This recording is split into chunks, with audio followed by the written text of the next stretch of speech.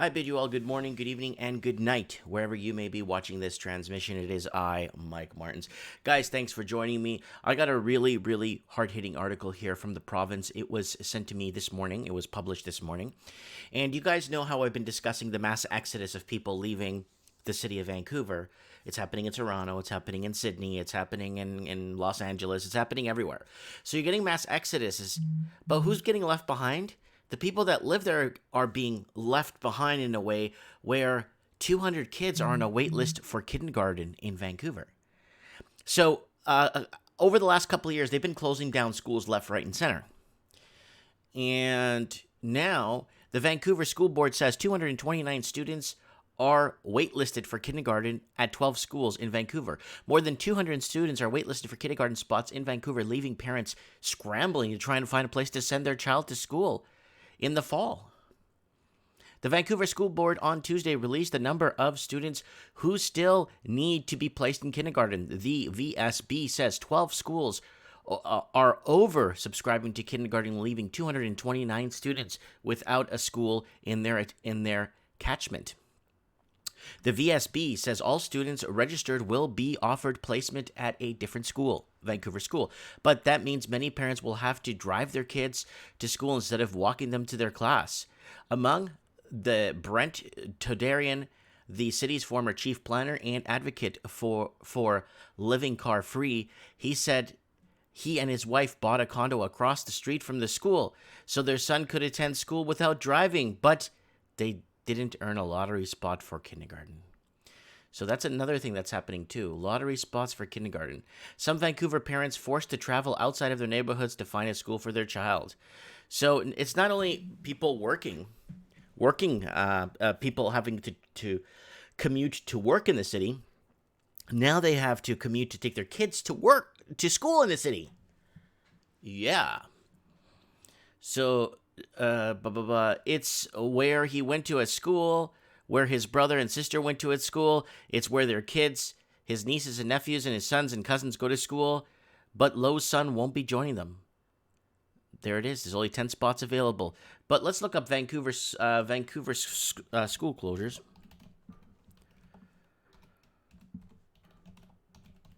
Because these articles are very, they don't go, here it is, Vancouver school closures.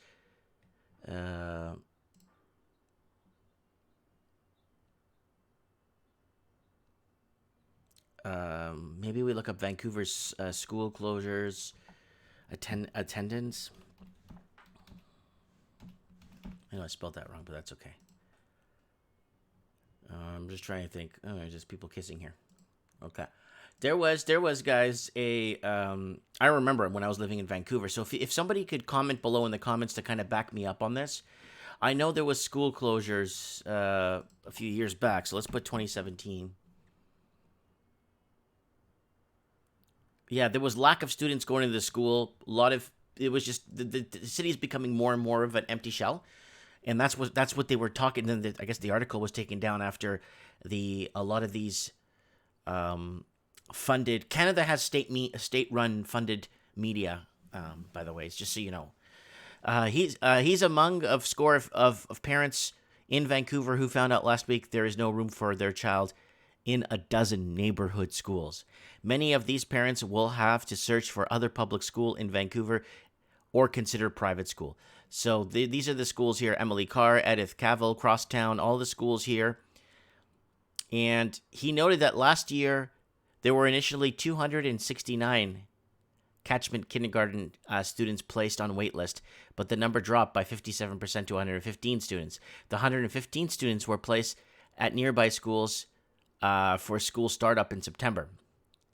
Other capital plan submissions include expansion requirements to the Ministry of Education at schools, including Cavell, False Creek, and Henry Henson. So a lot of schools were closed. I mean, I can't find it anymore. And if you find an article about that, of a lot of schools closed because attendance, occupancy. There weren't enough students attending the entire school, so they shut it down. And I remember a lot of teachers getting kind of moved around, shuffled around through the system.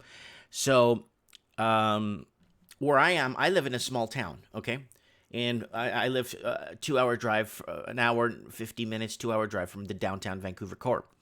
Now, for me, it's a little bit different. The kindergartens here are actually adding more classes here, and the preschool here, the private preschool that we have here, are adding an extra 2 or 3 days to their week, or extra evenings now because the days are all full. So a lot of people left and moved to the small town I'm in. It's called Merritt, BC. The name's right here, and you can see it there. And yeah, it's been a big issue. It's been a really big issue with the schools here. They're overfilled. Our high school has about 660 students in our high school. There's never been this many people in our high school before. You know what I'm saying? Well, there was probably in the 80s and 90s when lumber was booming. But now, with a lot of flight from people leaving Vancouver, it's right here. It's in a Douglas Todd article. Right here. So this kind of answers that question here.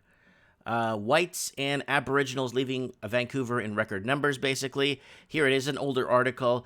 So there is a net total of 9,345 whites and 460 Indigenous people left Metro Vancouver for the other parts of the province in a one-year period ending in July 2016. So people went to other places because it was unaffordable to live in Vancouver. That's just in 2016. We're trying to get numbers back from 2010. And you guys would actually be floored when you find out how many whites and Aboriginals, people born and raised in their own cities, are leaving in huge record numbers. Anyways, guys, if this is affecting you, let me know in the comments below what you guys think. I would like to know what you guys think, where you guys are headed when it comes to schooling for children.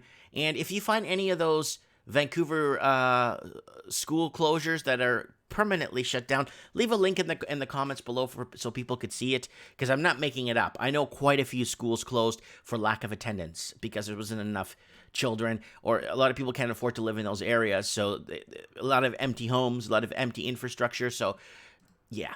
Let me know what you guys think. I hope these parents could find something suitable close to home for their kids. That's the whole point of living in the city, right? To abandon the cars and trust the transit and trust everything, right? Well, not so much in this case. Let me know. Comment below. Guys, if you want, don't forget to join the channel right here if you guys want to join the channel and be part of the channel. Don't forget to set a reminder for trends in the housing market tomorrow. And this thing here that we have Mike in the Night. And if you want to go ahead and message me show tips on my Facebook. You can send me a tip on, not a show tip, but a tip on my tip jar on PayPal. And you could always buy something cool from the store. And you could always follow me on Instagram. All links are located at the top right of my channel. Thanks for watching, and you guys have a great day.